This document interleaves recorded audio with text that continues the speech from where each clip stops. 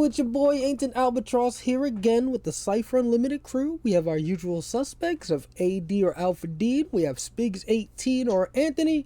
And just as a quick reminder, if you haven't already, be sure to follow us here on Twitch and subscribe to us over on YouTube. It really helps us out a ton. We're less than 40 subscribers away from 1,000. Almost there, so if you haven't, be sure to go over there and give us a sub. It would mean the world to us. But that aside, Dean, what are we doing here tonight? Well, today we're doing another MCG fan survey poll, and tonight it's all about what we as fans want as additional content. So let's talk about the top 3 Cypher System books that need to be revisited. Chosen by our members on Cypher Unlimited and social media. I'm really excited to see which books made the cut. How about you guys? Yeah, It's going to be an interesting discussion tonight. So, Ant, without further ado, take it away. Hey, thanks, Dean. All right, so first off, I just want to give out a very special thank you to everyone that participated in our survey, you know, whether it was on Twitter, Facebook, Reddit, and of course, the Cypher Unlimited Discord group. We had a total of 181 people who voted this time, and they all gave us our top 3 published Cypher System settings or book supplements that they will want to see additional material content created for. We excluded Numenera and The Strange from the survey because they both have multiple products out already. I know, we excluded The Strange, and we still had a bunch of people voting for The Strange. I apologize. And for the record, The Strange would have been an honorable mention if we would have tabulated their votes, but we didn't. So we decided to focus on supplements that either had one book or just one book in an adventure like Ptolus. Every book on our survey received at least 1 vote. Like I always say in these videos, that bodes really well for the system as a whole, because we have such a diverse group of worlds that appeal to many different players for different reasons. So that's always great on MCG's part. But we managed to narrow it down, guys, to a top 3 and 1 honorable mention. So, and the fight for the top 3 slot was super close. So, you know, this list, I think, surprised me.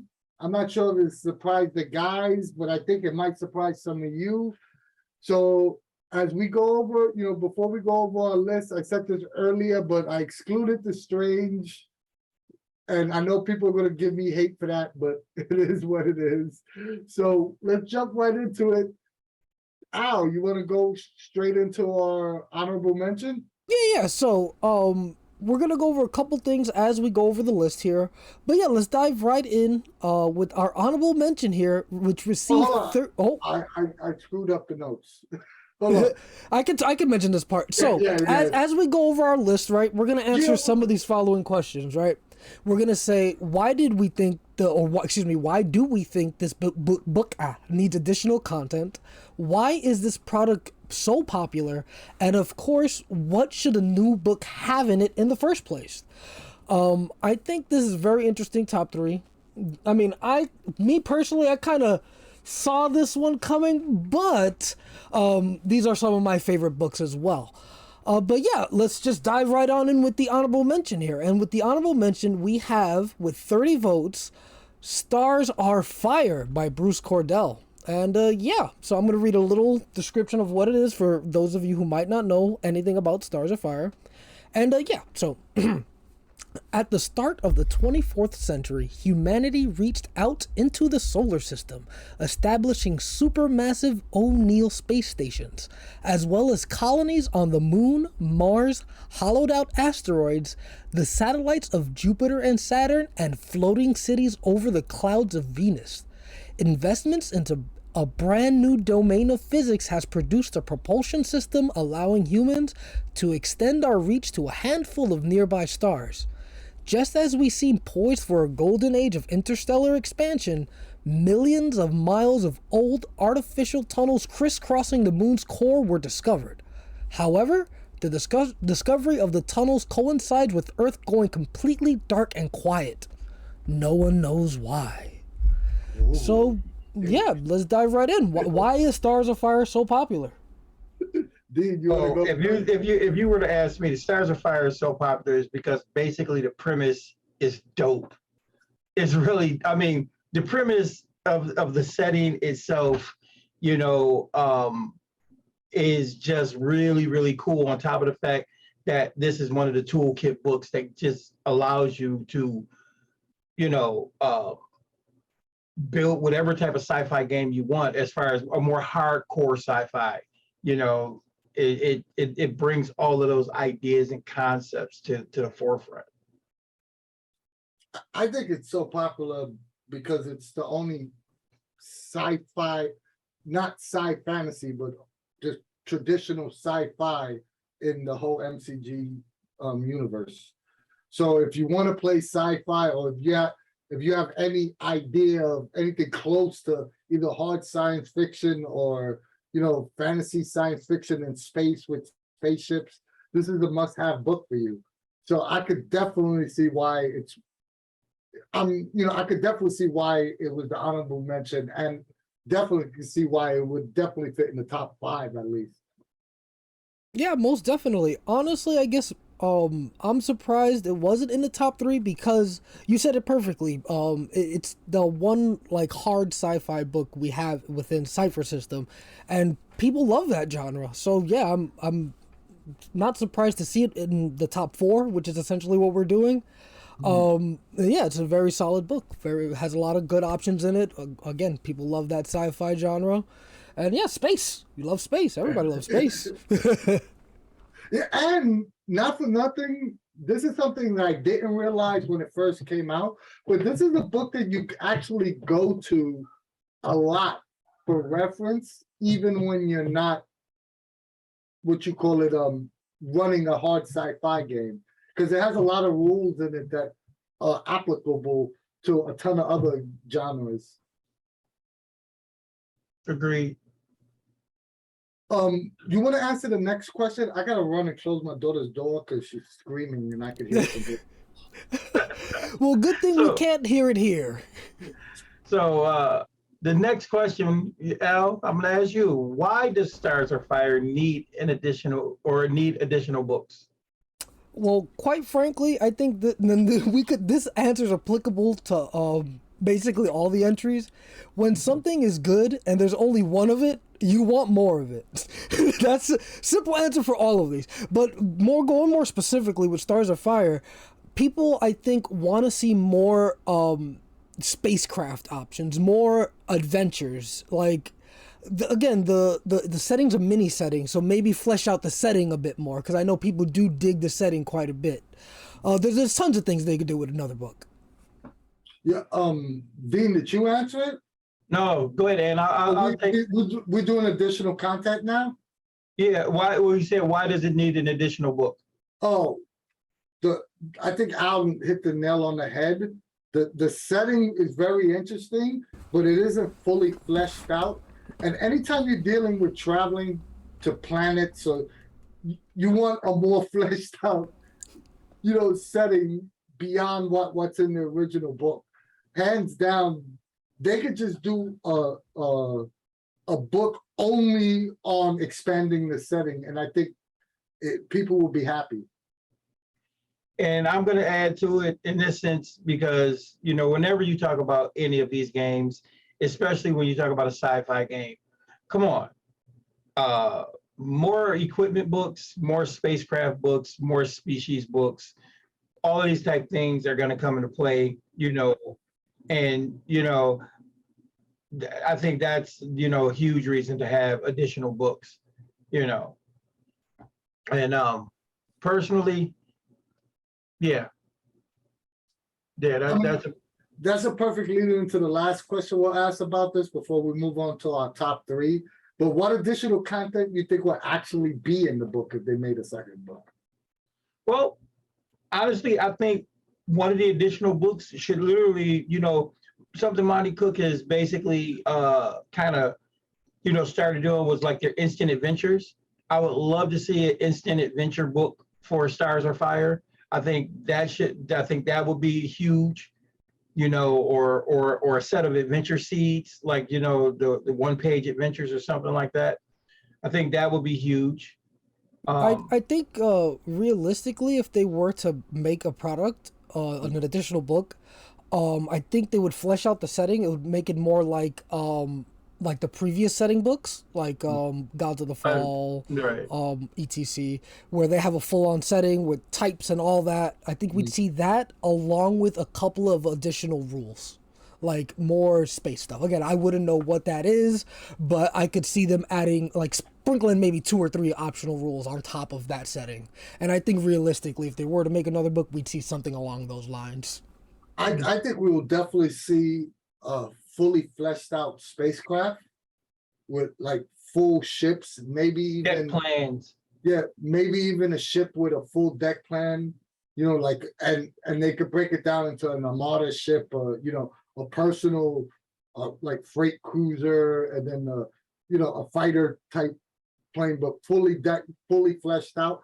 I could also see planets, a fully fleshed out planet, like stuff like that that would, you know, not only does it work well with the setting that could be utilized, you know, to as a jump off point adventures, but it also, when they have it fleshed out that way, it shows you, okay, if I want to make my own planet, these are the steps I would do. Well, You know, that's what I was gonna say.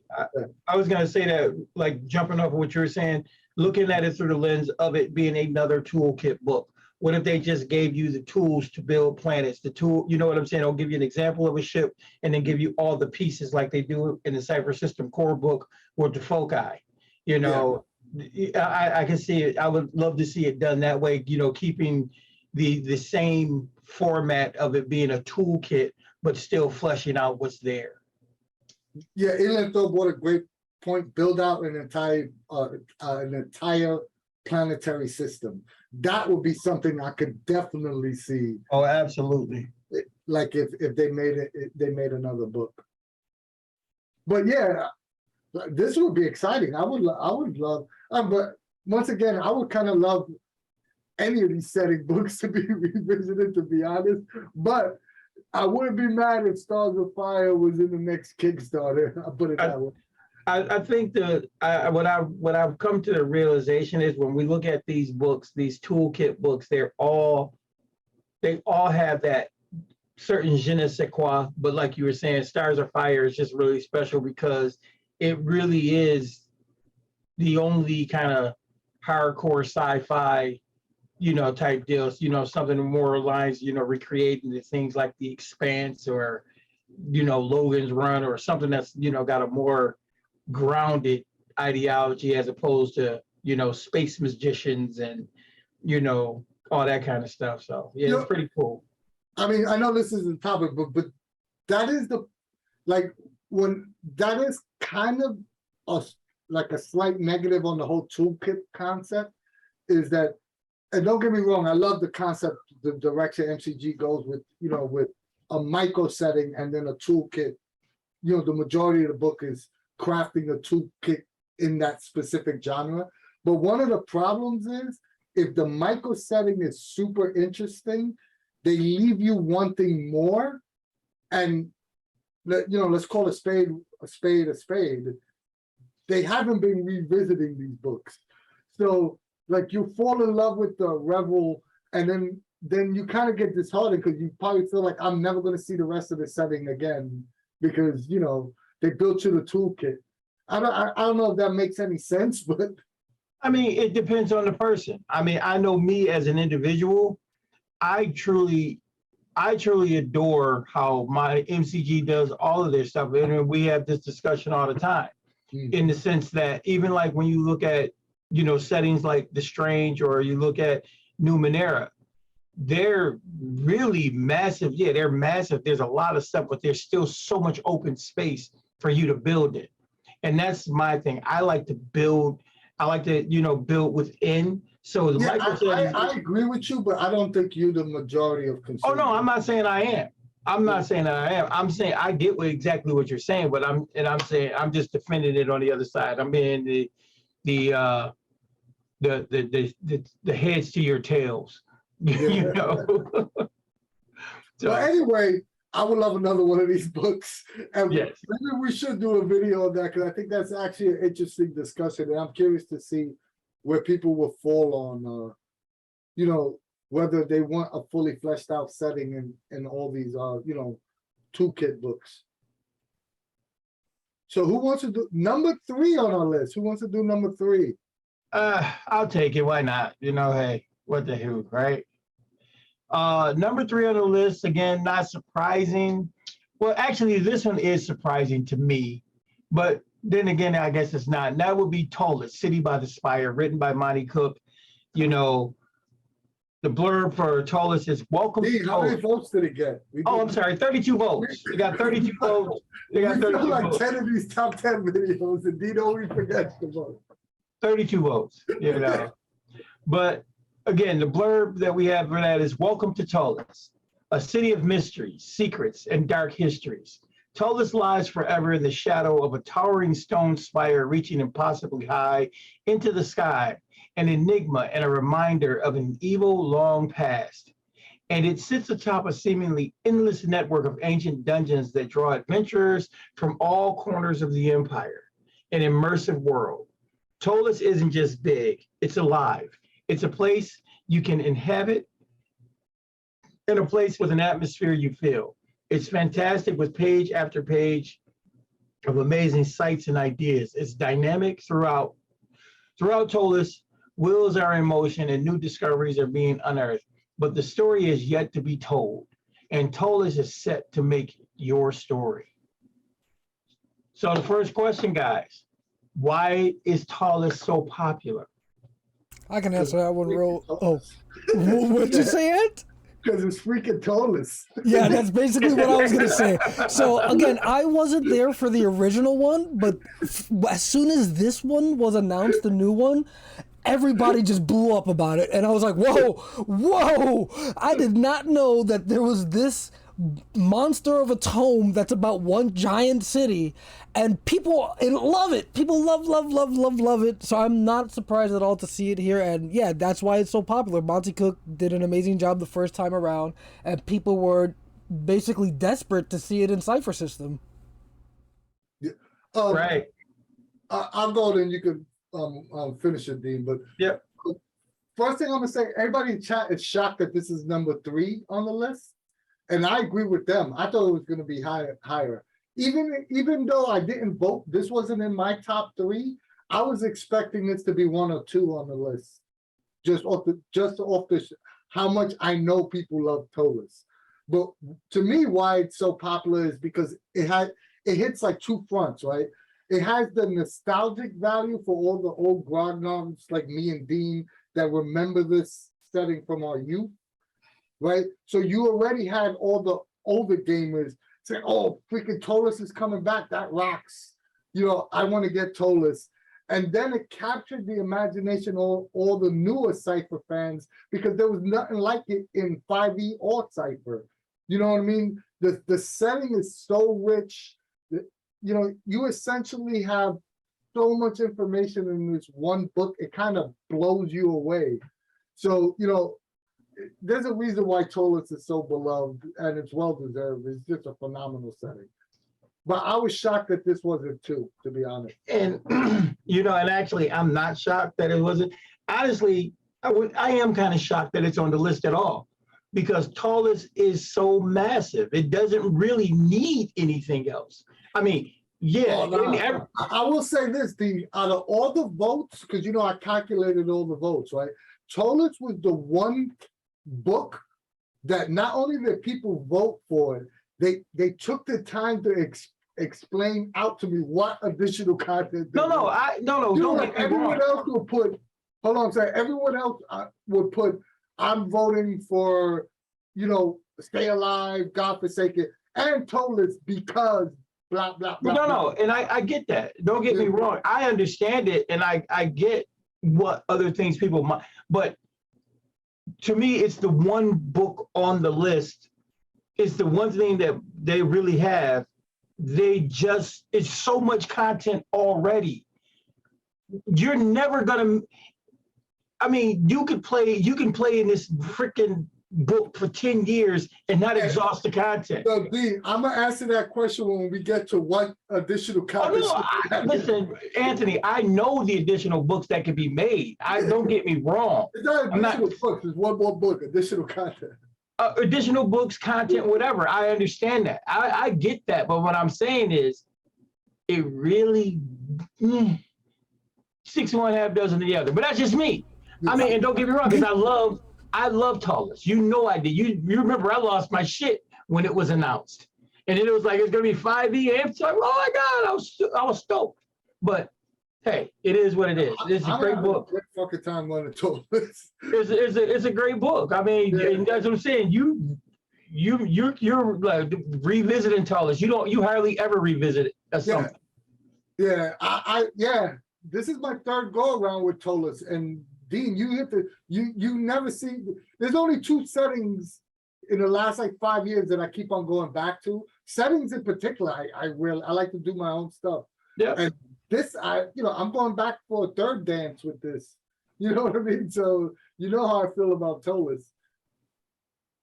Oh yeah. I was gonna just agree with Dean when he said I'm surprised to see it on the list as well, because there's just that book is just 672 goddamn pages. Pick up that thing. And to be honest, they gave you all the 3.5 stuff for free when you back the Kickstarter. Hey, but not only that, and then there's a packet in the back with like another 300 pages of content. And then there's another resource online of more content. Jeez, and what do you people want?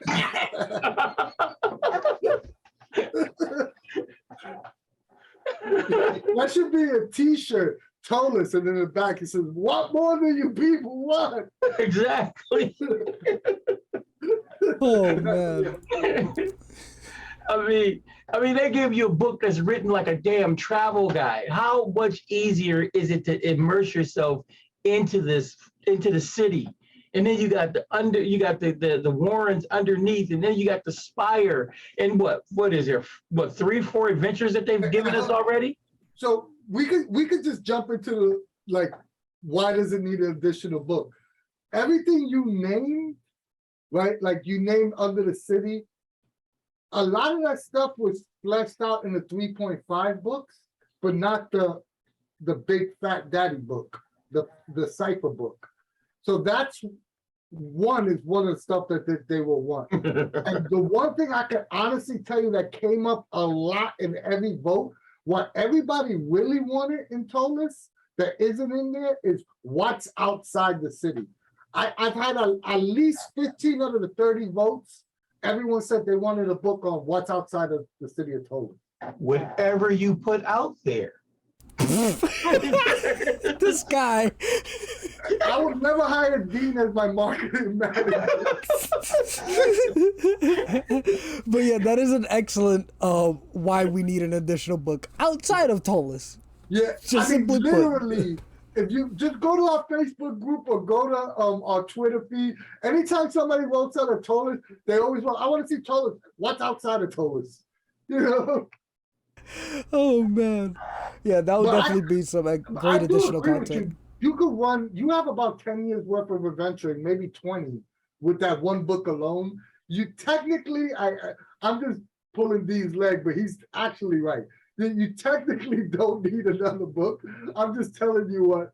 Oh no, you know me. You know I get it. I'm just, but you also know, like I said, and the thing with Ptolus, if you understand, like some of the lore behind Ptolus is dimensionally locked.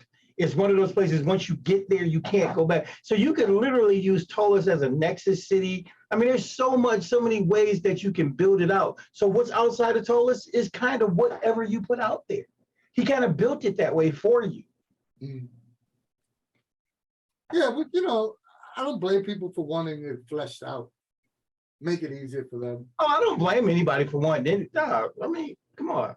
We're all gamers here. Everybody's got their own flavor and style, and I mean, some of us. I think that'll be the initial content. And for the Cypher version of Ptolus, I think that an additional, like if they were adding additional content to Ptolus, like the chaos magic could be a little better fleshed out in the book. Like maybe more chaos magic, actually artifacts and spells, because that's like one of the coolest things in that book. I think the only thing and I agree with you there, the only other thing I would probably add, if we're going to really talk about add stuff, I'd really like to see a book of lore on the races. That would be kind of cool, because they talk about the moon elves and but they talk about them in small pockets. I'd really, maybe dive into the culture of, all of those races would be kind of an interesting book. Oh, and I know they'll be coming up with individual adventures, but if you notice, I don't know if I have one here. I might actually have it here.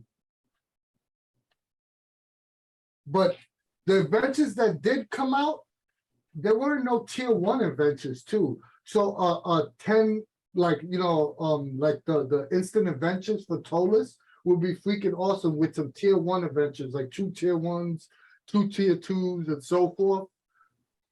So you could actually run a full campaign in Ptolus through the adventures. That'd be hella cool too. And yeah, if we're talking about stuff to add, like additional stuff, I think you kind of hit the nail on the head earlier with what you said, Anthony. Like the artifacts, just expand upon the artifacts, ciphers, and Magic spells. Stuff like additional options, so to speak. Like I feel like that would be because again, Ptolus itself is so massive. Like there's so much lore and setting already. Like give us some more options to play with within that massive setting already. I think that would be a well-received book. This is the one out of all the 4 books that we're going to talk about today that I think it needs more mechanical elements added, especially the Cypher System. I'm not talking about the 5e, I'm talking about the Cypher System version. Some actual mechanical elements instead of, narrative setting elements, but mechanical elements to be added onto here will be awesome. Especially since one of the books that I thought was going to be on the list didn't make the list, make the top 4. So that Ptolus has to, pick up the slack. Nice. So, Al, you want to take the next one? Or Ant? Yeah, I'll take the next one. There you go. So we're going into number 2. And this is the one this is what I voted for as number 1. So Gods of the Fall, written by Bruce Cordell, with a total of 35 votes. Everybody, if you watch any of our channels, everybody knows how I feel about Gods of the Fall. I love this setting. So the realm of the gods, Elantor, has come crashing to Earth. All the old gods are dead. The moon of Nod casts a large portion of the world in perpetual darkness, the Nightland, which is ruled by a despot bent on keeping her power, acquiring more and making sure that the dead gods stay that way. The gods died a mere 42 years ago, and as such, there are those alive who remember a world as it was, and the stark contrast that it had to the world today. Slavery is commonplace, and in some places you get away with paying a fee to legally murder someone. The afterlife, a place called Soul Rest, is just as twisted and broken as the living world, with the former guardian now turned into a ravenous devourer of souls. Gods of the Fall's central concept is that the PCs aren't just powerful adventurers, they are also divine. They might even be on track to raise a new heaven and restore Elanthar. Are you ready to forge a new pantheon? That was the advertisement for Gods of the Fall. Why was Gods of the Fall so popular, guys? Oh, it's just so good. Because do I need to really say it out loud? Yeah. You get to be a freaking god, dude. I mean, the whole concept, it's a post-apocalyptic fantasy. It's like, I mean, we've seen these other games, you know, but this time you really get to be a god. I mean, you remember in the old days of playing D&D, and you know, you get to be 25th or 35th level, or you know, 45th level, and then you want to, you know, try to move into godhood. There was no epic levels and stuff. This feeds all of that. It's a brilliant setting. It was really strong in the content that's there, but man, yeah, let's revisit it. You know, I think it's so popular because Dean started it out. It's so popular because it's fantasy, it's post-apocalyptic, it's supers. It has like all the genres that me personally grew up playing, and you know, exactly. mushed up into one beautiful, like beautiful mess of an RPG that allows you to do anything you want. You know what I mean? This book hits on all fronts for me. Also, too, it holds a special place in my heart because this is what I met Dean playing this. You know, like this is like a, you know, it's a special book to the CU personally. Absolutely. The CU formed by playing Gods of the Fall. Yeah. And yeah, you guys both hit the nail on the head with why it's so popular. You basically get to play this upcoming god, and all the gods are dead. So you get to, and if you're GMing this, you get to see what your players do to rebuild or go back to that golden age of the gods. I guess that would be like a very long-term campaign where they restore whatever, the pantheon. But there's just so much to play. And again, you guys both know, and I guess our frequent viewers would know, that I'm not one to read settings too much. Like I'm very sparse when it comes to my reading. I've actually been digging into Gods of the Fall recently, and oh my god, there's so many good details in it, and like holy crap, like I've been sleeping on that book. Like it is so good. Like yeah, it's just amazing. And the map, the map of the world, oh, the map, it's set. I mean, I think Ptolus, not Ptolus, I think Numenera is the only MCG product that has a better map than Gods of the Fall. Yeah.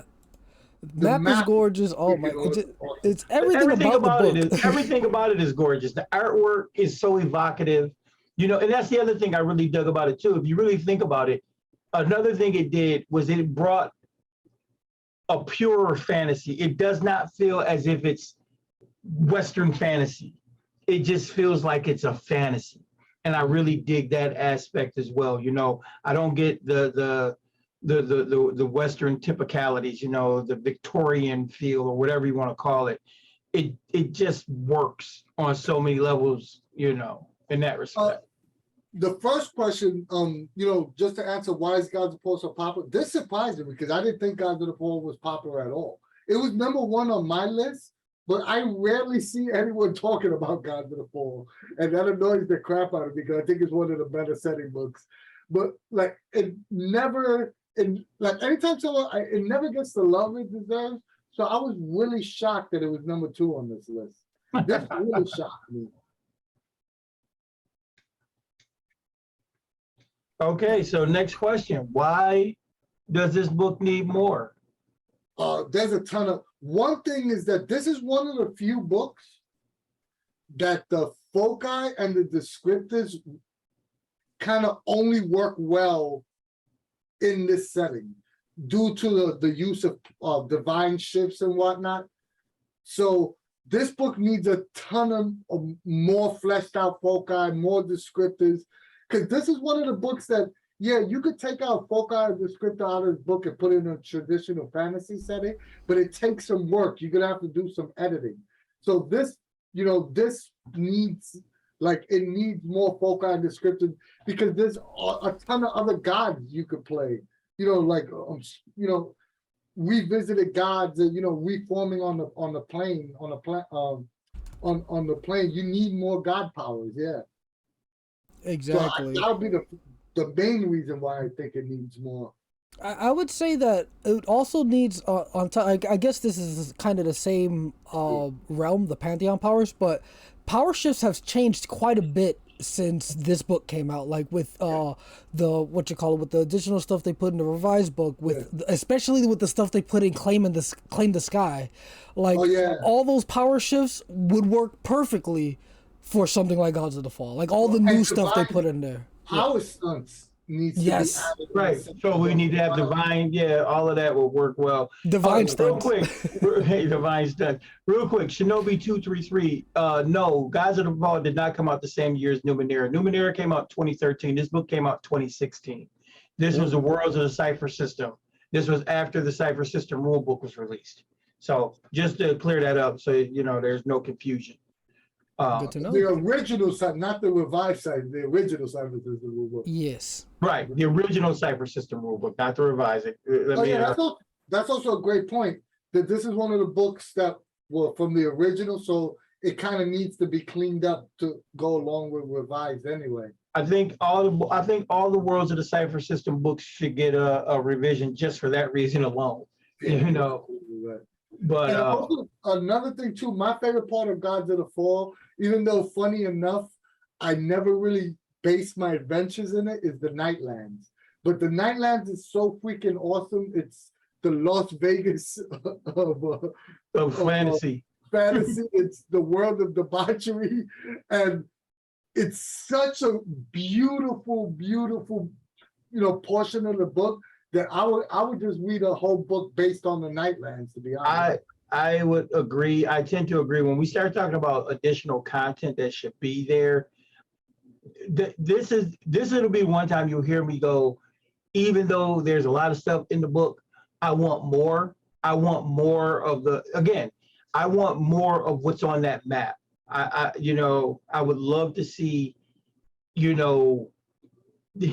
basically them hit places like Soul Rest. I would like to see Soul Rest have a supplement, and Nod have a supplement, because all of those areas are so freaking cool. And of course, like you said, the Nightlands. Could you imagine, a Nightlands book done like a Las Vegas, I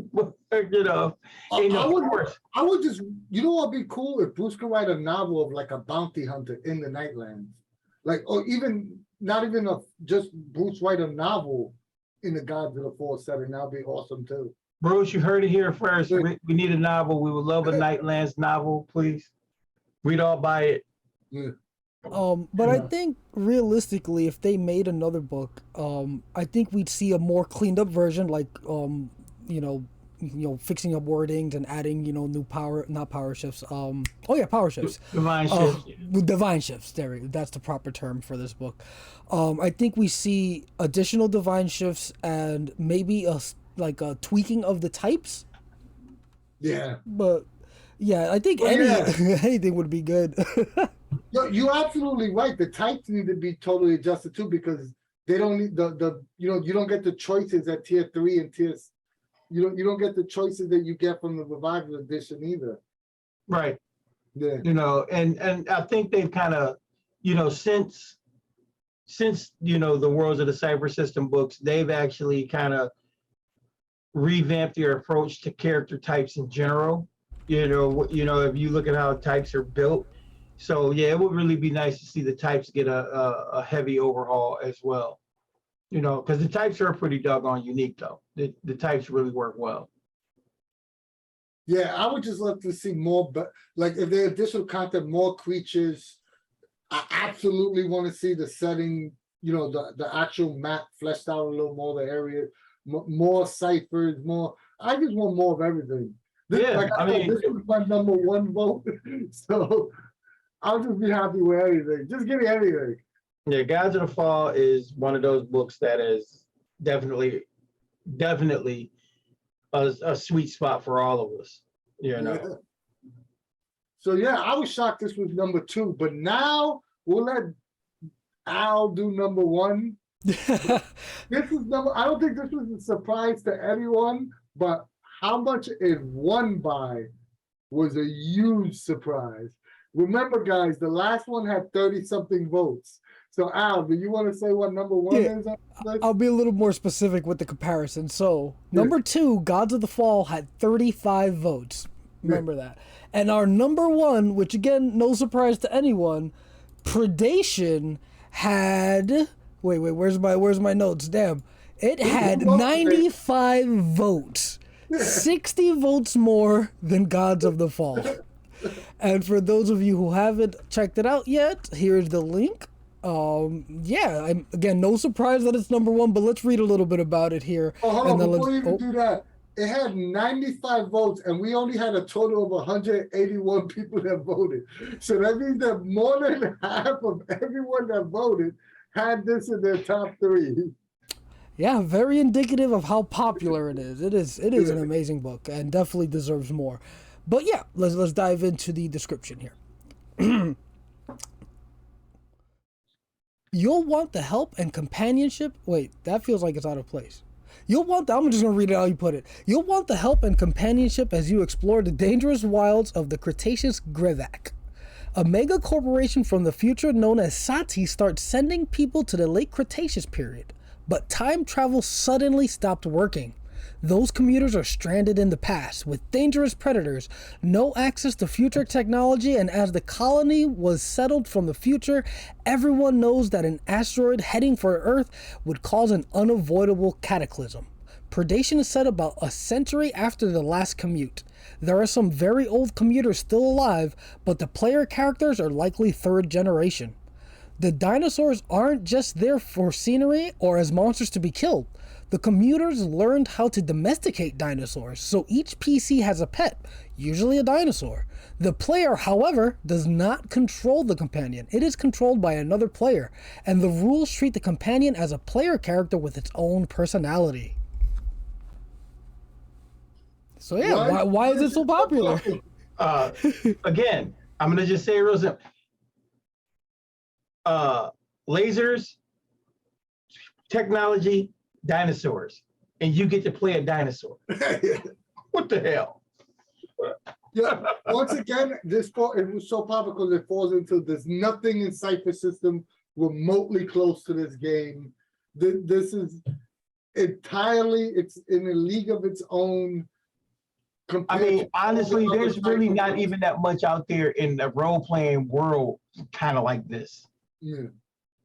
I mean, like you said, it's a league of its own.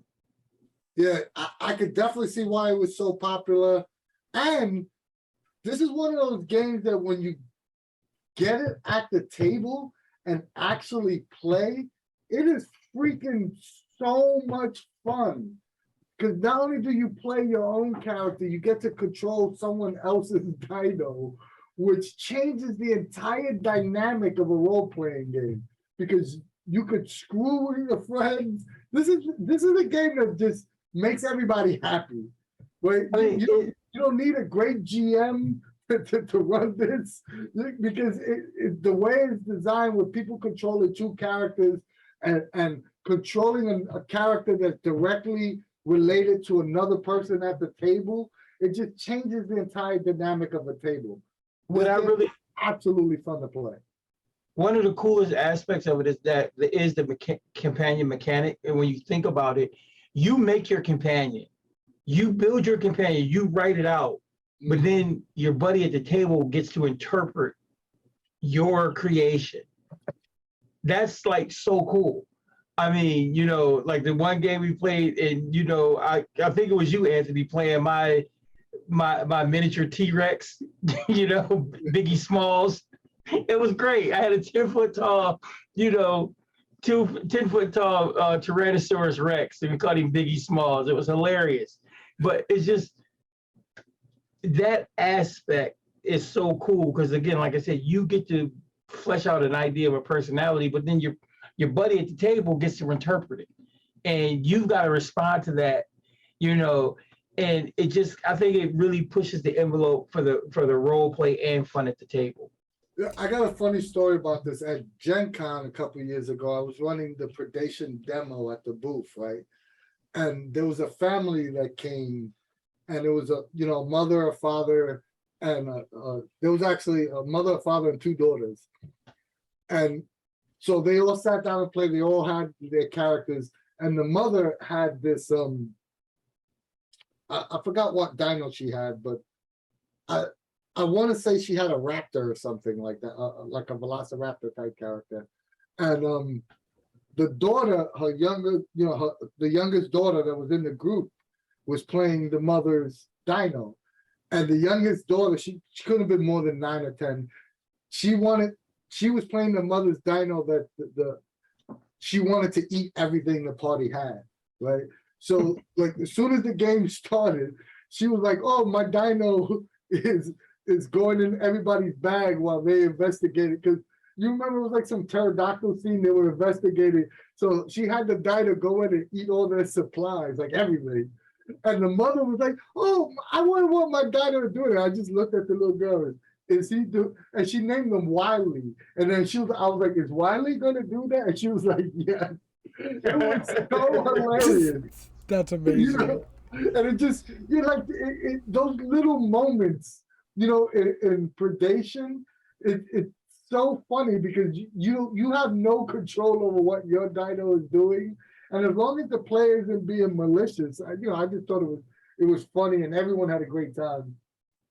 The companions definitely are a huge reason at least I believe that this book is super popular, because not only is it super fun within Predation within this book, it's applicable across a ton of genres. You can have like Pokemon, you can have sidekicks for superheroes. Like there's so many things you can do with this companion mechanic.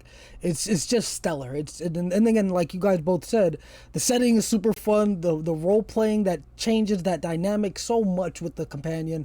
It's always a good time. I don't think I've ever had a bad time playing Predation. And the fact that you can genetically engineer your dinosaurs is just even more, it's crazy, because every time I play Predation, I think about those stupid B movies, Iron Sky, and with the Nazis and the zombie dinosaurs and whatnot. It's just like, okay, we can do it again. I'm glad you mentioned that, because that's like the perfect leading into the next question. Why does Predation need an additional book? Because there's not enough dinos in there. More stuff? Yeah. More dinos. We need a lot more stuff. We need all the stuff. I want more dinosaurs. Do you specifically mention genetically engineered? There's not enough of that in this book. Right. That's what I'm saying. I want more gear for the dinosaurs. Yeah. I want more dinosaur types. I would love to see more of the mammalians, the early mammals and stuff in there fleshed out more. One of the biggest things that needs to be available as far as all that is concerned is advancement, a true scale of advancement for your companion, because we kind of just had to kind of figure it out on the fly. That would be really huge. That's exactly what I was going to say. What stuff also fascinated me is setting. Like I wanted to see fleshed out what was going on in Earth at this time, trying to save these people, get these people out of here. Like fleshed out that whole corporation.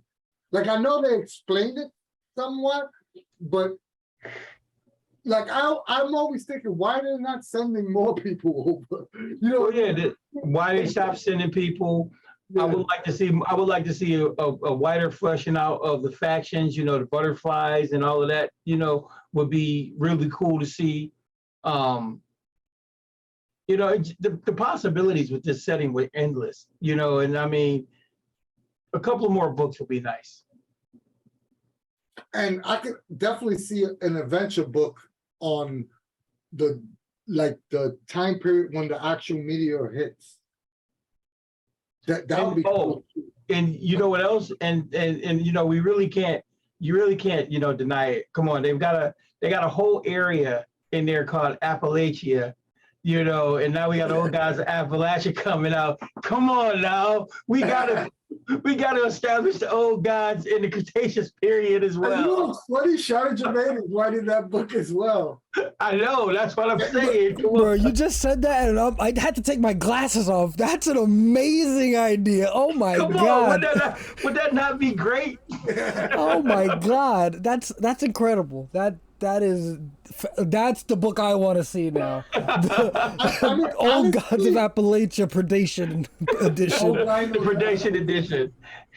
It'll be called The Coming of the Old Gods.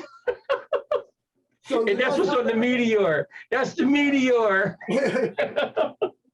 You guys have any other additional content you think should be added? Al, you haven't really jumped in, and you're a predation guy. No, I mean y'all are hitting all the nails on the head. Like the biggest thing is the thing that I was gonna mention was what Dean mentioned, the advancement aspect for the dinosaurs. That is something I doubt if it was something quote unquote overlooked, but like it's definitely if you're playing in a campaign type deal with predation, like your character's advancing and whatnot, you definitely want to feel your dinosaur companion getting stronger with you. I think right now you get a couple of different abilities as you tier up, but that's about it. Like Right. you definitely want to see like their HP going up, you know, maybe armor going up, whatever have you. Like we definitely need to see that expanded companion section. Yeah, Like just so we for can sure. advance them. I mean, can we give them new genetic engine, new engineered parts or more cybernetics, All so on that. and so forth, all of that good stuff. Um, I real also, quick, oh, go ahead, D. I was just gonna say, Typhon Steelheart says he wants a strange companion book for each and how they would set into the strange as a recursion. They actually have free product for that for all of these settings, showing how they could fit in the Numenera or the strange. But they're very small. They're not there's not a fully fleshed out companion for it, but there are information about that out there, Typhonus.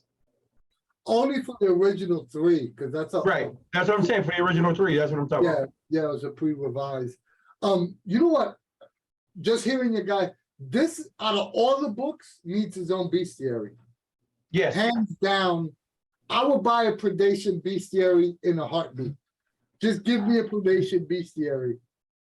Well, yeah, I mean, that would be great. And I mean, why not just do a fantasy bestiary? That way, Ptolus and, Gods of the Fall are covered too. No, Yeah, but we're that's talking about definitely predation right now. that is super valid. The bestiary, because like again, that whole I forget how many are included in the book itself. I don't know an exact number, but like it's a dinosaur book. It's like a wilderness type feeling that you want to have. So having a large array of creatures and whatever have you, dinosaurs is definitely like that would be an A+ edition if they were to write another Yeah. book. Because all the mammals, and like with bestiaries, you could put traps, you could put like there's a lot of stuff. It doesn't, like it doesn't have to be a living creature as an adversary. There's so many stuff that you could put in a bestiary. Well, just the cool part. I mean, one of the coolest thing about a bestiary or bestiary would be that it could actually be quite educational, because not only could it cover creatures, but it could cover fauna as well, plants and stuff that no longer exist, poisonous stuff, things that we found historically, through fossils and all sorts of stuff. Would that not be cool? Ancient insects and stuff. Before I forget this idea, the fact that you mentioned fauna and whatnot, something that would be super cool to see is an additional section in that bestiary that covers things like the first responders book does, where you have to contain like dangerous like plants or whatever have you. That would be stupendous. Like you said, like what? I was thinking first responders too. You know what? We need to do a predation first responders crossover stream. Uh-oh. First responders characters in the predation era. Okay, that can be done. We can work that out. Yeah, they Sati finally figured out a way to send some commuters, but only a handful. Yeah. They think they got it. They think they got the problem licked and and it just comes back, and now those guys are stuck. Yeah. Oh yeah, that would be awesome. Yeah, I mean, predation was. Me personally, if they had to do a digital content book, I'll be happy with a bestiary. I mean, that would absolutely.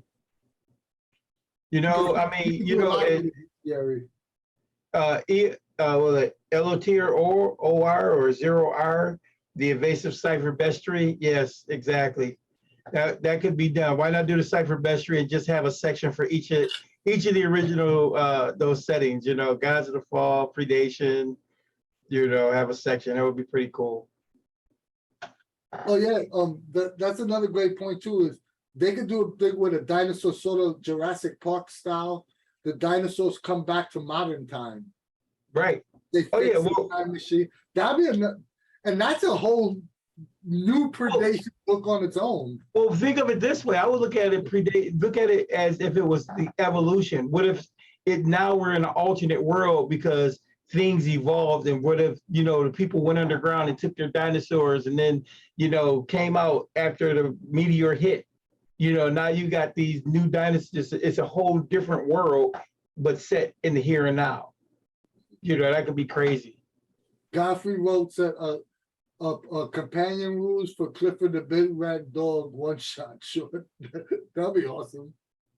No, but I think honestly, if they realistically were to put out another book for Predation, I think we'd see expanded companion stuff. I think they could make a whole book on that, quite honestly. Like, because then you can play with like giving the dinosaurs types, even like there's so much, or additional whatever have they. There's so much you can play with just the companions that they could, I think, make a whole book on it, and I think people would just eat that up. Yeah. I think they'll eat up anything Predation, to be honest. Facts. Yeah, I mean, all three of these guys, you're right. A book you open is like blank pages, and I'd be like, yo, this book was freaking awesome. Because it had a Predation cover. The Predation. Pootie Tang, where the guy had like the song of nothing, that he just went, oh, Pootie Tang, yeah. Pootie Tang, he does it again. He does it again. That's Predation. You open a book, it's just blank pages. And we'd be like, Shanna Germain did it again. She did it again. Shanna did it again. MCG, they just brilliant. Ooh. I know we just went totally off topic. Man. We sure did. But yeah, we can. I think we've covered the main questions we had about Predation. I think we can dive into the questions we're gonna ask ourselves, right? Yeah. And these questions are not only for us; it's for chat, because I'm really curious to see what everyone thinks. But what surprised you most of this top 10 list? I think Ptolus. Really, yeah, I would say Ptolus being on the list, or Ptolus being where it was? Being on the list. Yeah. Ptolus being on the list for the reasons we said before, where it's such a massive book. There's so much already in that book. Like what was the thing we said we're going to put on shirt? What more do you need? Like, what more do you want? There's just so much in that book. But the unsurprising thing is about it being on the list is that it's insanely popular. Like, it's such a popular book, and there is only one book of it, technically speaking, even though it's about 3 books worth. Technically, they have 2 published books because they have an adventure book. But yeah, Ptolus is definitely surprising because of the amount of content it already has. Right. I mean, it's not surprising because it is a very popular setting. But like Al said, but Jesus, Christmas. I mean, you people are hungry. I mean, that's your most surprising thing as well for you? Yeah. Yeah. For me, absolutely. For me, hands down, that Gods of the Fall was number 2 on this list. Because I would have swore that it would have been Ptolus number 2 on this list because of how popular it is. Like, I knew Predation was going to be one, but my gut feeling to me was that I thought it would be not what I voted for, but what I thought it was going to be Predation, Ptolus, and Claim the Sky. That's what I thought the list was going to be prior to calculating the votes. I would say, now that you mention it, the most surprising thing to me is Claim the Sky wasn't on the list. I'm not surprised at what the top, essentially top 4 were, but the fact that Claim the Sky wasn't, do you happen to know how many votes Claim the Sky got? Was it number 5? Because that would not be surprising. No. It was not number. Oh wow. Okay then. Oh. Honestly, guys, I really don't think Claim the Sky needs anything else. And you know me, I love superheroes, but Claim the Sky to me is a complete tool. It's a toolkit. It's complete. I think the reason why Claim the Sky didn't make the list is because number 5, by the way, for the record, was We All Mad Here. Just so everybody knows. But the reason why, because the origin is out, and I think people kind of says like it already has a second book. Or at least that's what I'm thinking. Well, you think about it, and I call it the trifecta. No matter how you look at it, the origin, first responders, and claim the sky all go together. They really do. They make a beautiful game all amongst all we, into themselves. we use that philosophy. We just wasted the last hour of our lives doing this video. No, we didn't. Not at all. Not at all. Think about it for a minute. Claim the Sky, the origin, and first responders came out as heroes of the Cypher System. They all have a similar. Yeah, I know, but they technically there'll be one book, and it kind of killed the whole concept of one setting book. That's what I mean. Not that they don't work well together. I'm just saying. It didn't kill it. It didn't kill it because you got your additional books. Is what I'm saying. I mean. Oh, yeah, I mean, I agree with you that it does. We're just talking about whether or not it surprises what no, like I said, that's why it's not surprising to me. I was saying it wasn't surprising because to me, I feel like everything I need is there. I don't really think I could honestly ask for anything else for, Claim the Sky right now. All right, so some of the people in chat already put in, Kazrak brought up a great point. He which is why Gods of the Fall being number 2 surprised me is Gods of the Fall is good, but the rules are showing their age and need after the revised rules. It needs to take stuff from Claim the Sky to empower a campaign. Absolutely true. Yeah. Yes, we all mad here, number 5. Jason C wrote, Stay Alive might have the most room for growth because there are so many settings you can add. Stay Alive was definitely, that's my favorite book, and that was, we'll go over when, our next question is, do you agree with the top 3? We go over what our top 3 was. And Godfrey wrote +1 to Dean. Typhonia Starhold wrote, quick question, what micro-center genre do you feel Cypher could use a book or books covering it? Oh, there's a couple. I think all of them. I think all the micro-cities could use a book. Yeah, I would love to see anything anime related or martial arts related, to be honest, wuxia or any of the animated anime genres would be actually cool. They don't have anything like that. Yeah, So I've said it before and I'll say it again. Magical girls, a la Unmasked. Unmasked is a perfect base of rules for a magical girl setting, and they could just expand upon all that stuff. And yeah, magical girls. Well, and you guys already know. Really post-apocalyptic. My gut feeling, once again, we have no proof to this, but my gut feeling is that post-apocalyptic will be the next MCG. And as far as that's concerned, you guys already know how I feel about the wuxia stuff. So yeah. And well, real quick okay. though, I want to say before we move on to the next question, I think you're surprising with Gods of the Fall being on there, because you're right. Nobody talks about it. Nobody talks about Gods of the Fall.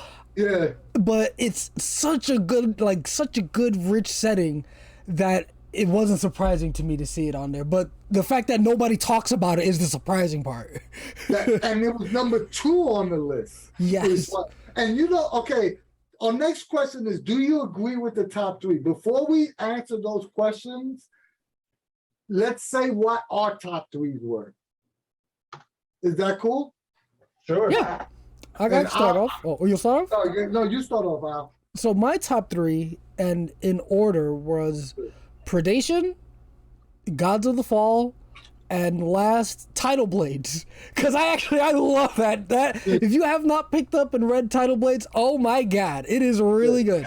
Yeah, and I would love to see more information on just all the stuff they have in Tidal Blades. Maybe more stuff about the past when Tidal Blades were fighting these, the beasts or whatever they call them. Yeah, the Tidal Blades would have been awesome. I know that just came out, but it is very good. So do you agree with the top 3? Yeah, no, 100% agree with this top 3. I mean, me personally, again, with the Ptolus being on there is weird because there's so much in it already, but the popularity is just there. Like people love Ptolus and would obviously love to see more of it. What was your top three, Dean? Gotta look again. What did? Oh, Gods of the Fall was the number one. You had got They- number one? I just wrote them down when we put them out, but Gods of the Fall will be, my top number would be the one I wanted to see mostly done. Predation, and really, huh? Unmasked. Unmasked definitely would need, Unmasked needs just a lot of help. It needs to be redone completely. But because when I think about, talking about more books and more stuff, I'm thinking about the older stuff that hasn't been touched. So all three of those original setting books, I think, really could use an update. The chat is putting the laughing logo for Unmasked. They did what? Putting the laughing logo for That was Unmasked. actually me. Oh, No, but what I was gonna say with that, I'll just say it out loud now.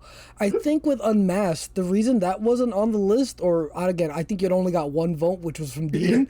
The reason that wasn't brought up or voted on was it left such a sour taste in people's mouths when it first came out that they just don't want to hear about it, and like they don't want to think about it, they don't want to hear about it. It's that might as well talk about Claim the Sky over Unmasked, basically. Well, here's the thing, and that's what I'm saying. When you look at when I look at Unmasked now, I can look at it through a different lens now. You can see a lot of the potential, and I can see a lot of things that have been fixed. I could just see applying some of the concepts from Stay Alive, and it would help Unmasked immensely, just because of the concept that it was supposed to be horror superheroes in the 80s, I think the setting for Unmasked is awesome. I just think that the execution was a little. That's exactly what I was gonna say. Exactly. Not to like shit on Unmasked, because again, it just left a sour taste in people's mouth, because I think people were expecting Claim the Sky and then we got Unmasked. You know what I mean? But Right, the setting it's cool. It's cool as hell. Like you get to make your mask, and like you have a teen form and the mask. All of that stuff is super cool. But again, people were expecting something closer to what Claim the Sky was. Unmasked forced me to write my best-selling drive-through RPG supplement, my best Cypher Creator Programs supplement. It still sells right now. So, yeah, it does really need that. So, do you agree with the top three, Dean? The only thing on the top three that, like I said, I'm blown away by is Ptolus. I really don't think it should be on the list, but I understand why it's on the list. Definitely understand why. So do I agree with it? I can agree with it, but I think Ptolus is just, I just think Ptolus is overkill.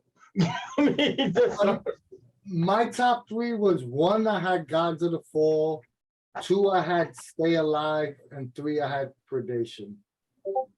And Anthony, you know what? Now that you say that and really thinking about it, I think Stay Alive, and I think Jason said the same thing. I think Stay Alive probably would be the one book of the toolkit books that could use supplemental information, only because it does cover so much. All right, Dean, you had your chance. I'm giving my top three. Dean's like, I was just saying about your top three. I like Gods of the Fall. I didn't think it was gonna make the top three at all, but it was my number one because I have a love for that setting. And Stay Alive is I just wanted more either like a Cthulhu horror or there's more aspects of horror that they could have hit. And so absolutely, and I'm just a horror RPG junkie, so I would have bought anything. And I like the setting in Stay Alive, but they could have expanded it beyond vampires, which would have been super interesting. So that's why that was my number two. And Predation, because it's just a fun game. I agree with the list, but I think that chat saying I finally convinced Dean about something. Let the man speak. Dean spent 20 minutes on Unmasked, and then I meant to stay alive. No, I'm changing my vote. No, I'm not changing my vote. I'm just saying I agree with you. That's all. Yeah, but that was why that was my top three. So Dean, you can come in and say what you want about Stay Alive. No, I'm just saying. I think I said it. I mean, literally, Stay Alive had a lot of potential. There's a lot of stuff in there. You could just they could have expanded. They could expand on the whole section where they talk about different types of horror. That could be a book unto itself. You know, which would be great. And again, you know, the setting could have been great. You know, I think the setting is cool. The character creation for the setting Stay Alive. well, that's what I'm saying. Like the blood, like the blood pools and all that kind of stuff. That and then the what is it? The cards that they have. You know, though it's a lot of stuff. Somebody wrote in chat that anyone vote for Numenera. It wasn't even on the list. Numenera has more books than all these books combined together. Yeah, I'm shocked that I'm shocked that this list is what it is, but after seeing it, I totally understand why it's the top three. What do you guys in chat think? Are you guys happy with this list, this top three? Or do you agree with it? And the last question is, would you change any of these books on the top three? I know what Alan Dean would take out. Yeah. Yes, just swap Ptolus for Tidal Blades, and it would have been literally my top three picks. Oh, okay. How about you? You would take out Ptolus, and what would you put in, Dean? It doesn't really make it anything else. I mean, anything else? I mean, I just think Ptolus is overkill. That's just me. I would also, if I would change anything out of this list, sadly, it would probably be Ptolus, so I could insert Stay Alive, but Yeah, see, yeah, I think Stay Alive.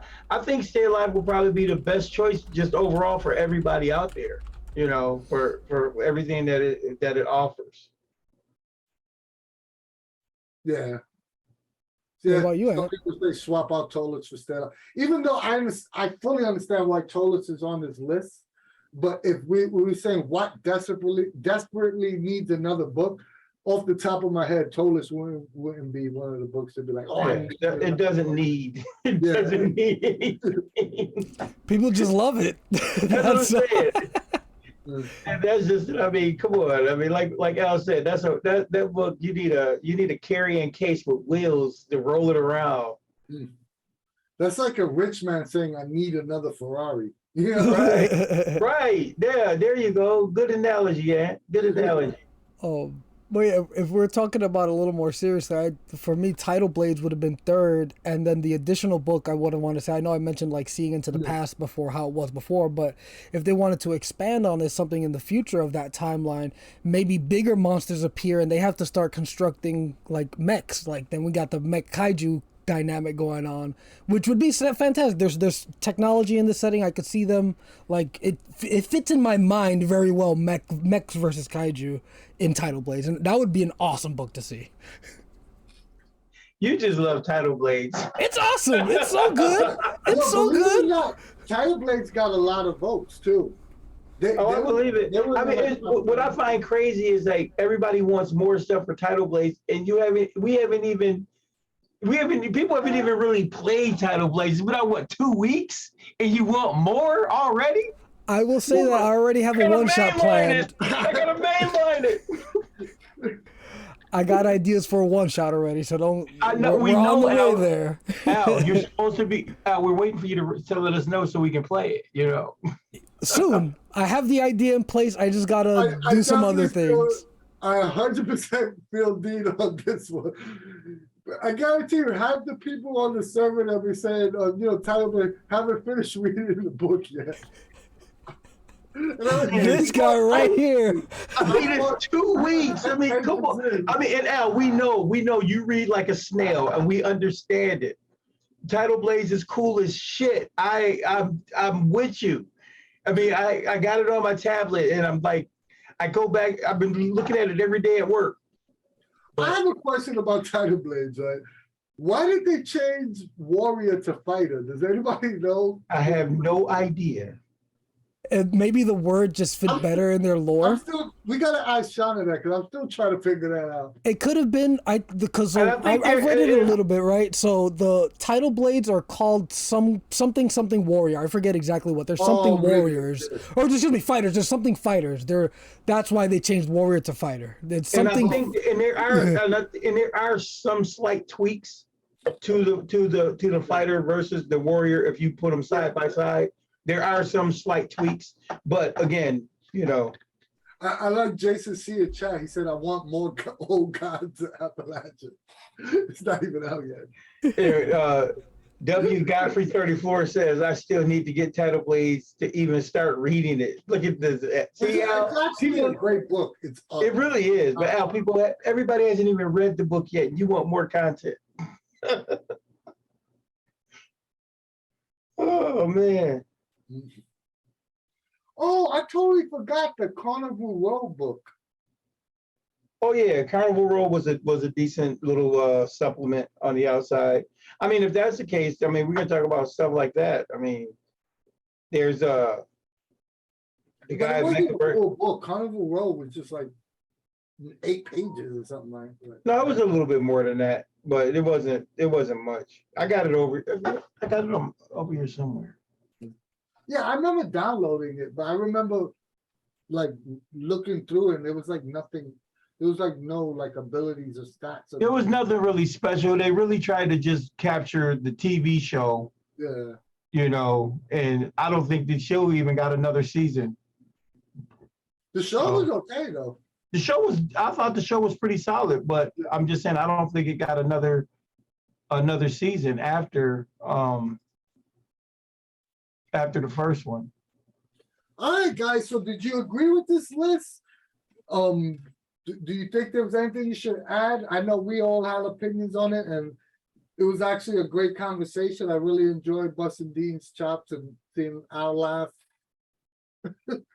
So yeah, let us know, chat, if you guys liked anything, like this list, or if there's something that you think should have been out of there. But yeah, I was surprised, and we definitely gonna send Shanna this video because I know she's told us multiple times is that she'll be more than happy to work on Predation if there's a demand for it.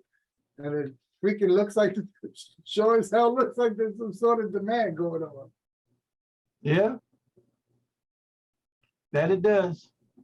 And if you like us and you like what we do, visit the Cypher Unlimited Discord server for all things Monte Cook games. We have the largest fan-run Discord server there is. And if Discord's not for you, join our Facebook group. It's not as big as our Discord, but there's many conversations being had there as well.